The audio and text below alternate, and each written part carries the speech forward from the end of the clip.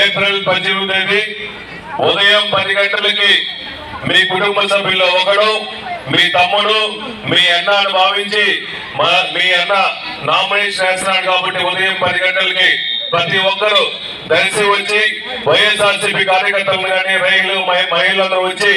నన్ను ఆశీర్వదించమని చెప్పి మనస్ఫూర్తిగా కోరుకుంటూ సెలవు తీసుకునే బాబుతూ జగన్మోహన్ గారు వచ్చిన తర్వాత ఈ రాష్ట్రంలో పేదవాళ్ళకి అండగా ఉండే నాయకుడు వైఎస్ జగన్మోహన్ గారిని ప్రతి ఒక్కరు అనుకున్నారు కాబట్టి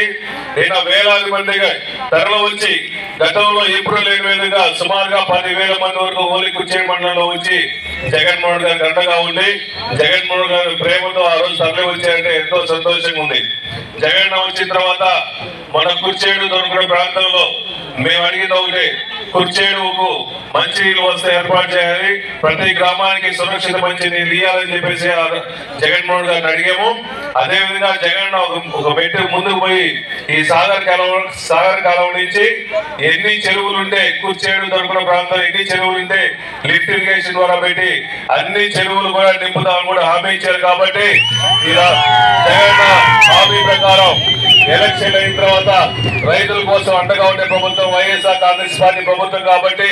అన్ని చెరువులు నింపి ప్రతి ఒక్కరికి రైతులందరికీ అండగా ఉంటామని చెప్పి మనస్ఫూర్తిగా హామీ ఇచ్చుకుంటూ సెలవు తీసుకున్నారు. జై